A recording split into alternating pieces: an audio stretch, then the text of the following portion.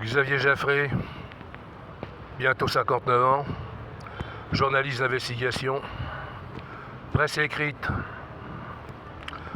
Bon, je fais suite finalement aux rumeurs et aux affirmations qui consistaient à vouloir me faire interner en psychiatrie. C'est la dernière fois qu'on me fait un coup pareil, hein. Ok ? Parce que j'irai chercher le responsable et lui péter la gueule, même si c'est monsieur le préfet. Bien, alors j'annonce que cette rumeur qui consiste à vouloir me faire interner en psychiatrie est due au fait que j'ai porté plainte contre 3 commissaires de police pour assassinat. Du moins, ils ont essayé de m'assassiner.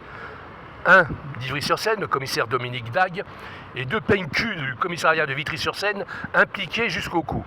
Alors je tiens à préciser que ces flics qui sont venus, qui devaient m'exécuter à mon pavillon, rôdaient depuis quelques semaines, voire même quelques mois, autour de mon pavillon.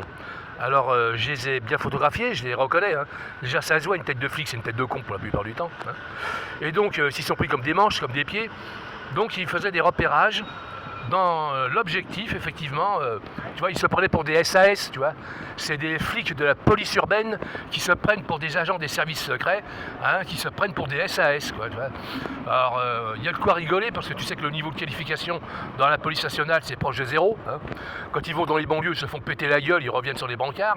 Je rigole, mais c'est malheureusement la vérité, hein. Combien parmi eux savent se battre? Alors donc, pour revenir à nos moutons, comme je suis en train d'enquêter justement, je mène une contre-enquête, hein.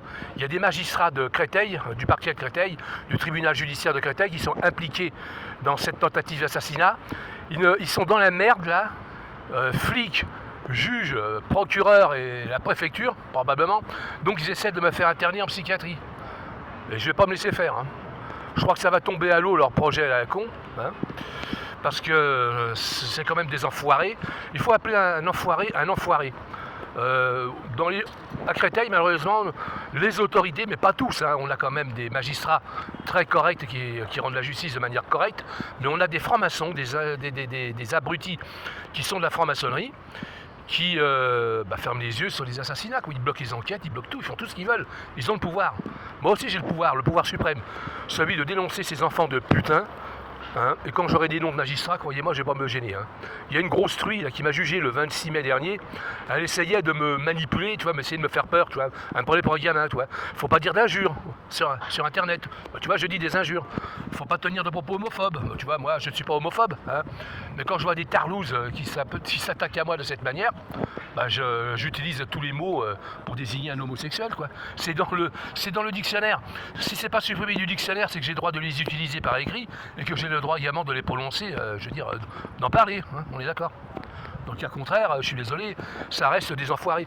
Mais j'ai pas peur de me retrouver en tôle, ça m'étonnerait on verra bien.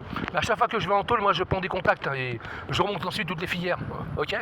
Voilà, tu sais que la tôle, les dealers font leur business, hein. Et les enquêteurs comme moi font leur travail également et leur business aussi. T'inquiète pas, je reviens en force.